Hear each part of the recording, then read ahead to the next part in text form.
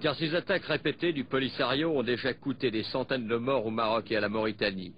Comptant sur l'aide des experts militaires français qui conseillent son haut commandement, sur des armes françaises également, l'armée du président Ould Daddah se bat à la fois contre le Polisario et contre l'OTAN.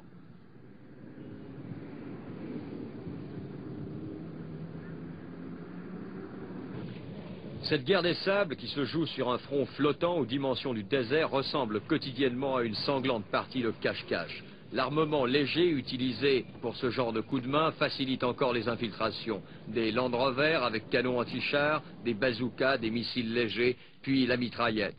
Pour se battre, il s'agit de se trouver, c'est-à-dire de chercher l'ennemi dans des zones très accidentées où le Polisario dispose de refuges secrets lui permettant de se ravitailler en eau, en vivres et en carburant. Le flanc gauche et l'arrière gauche. Et mur 4 et mur 3, vous ferez le flanc droit et l'arrière droit.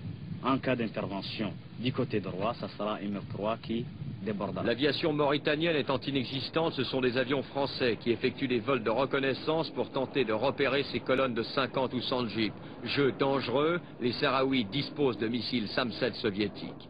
On attend également des appuis supplémentaires en hommes de la part du Maroc. Rabat soutient la Mauritanie qui, en but à des attaques de plus en plus massives, fait figure de ventre mou du Sahara. Mais pour Nouakchott, c'est bien un conflit international qui s'engage et le rôle de l'Algérie ne s'arrête pas à la protection des réfugiés de la frontière. Monsieur le Président, le gouvernement algérien affirme toujours ne prendre aucune part directe au conflit et ce n'est pas votre sentiment?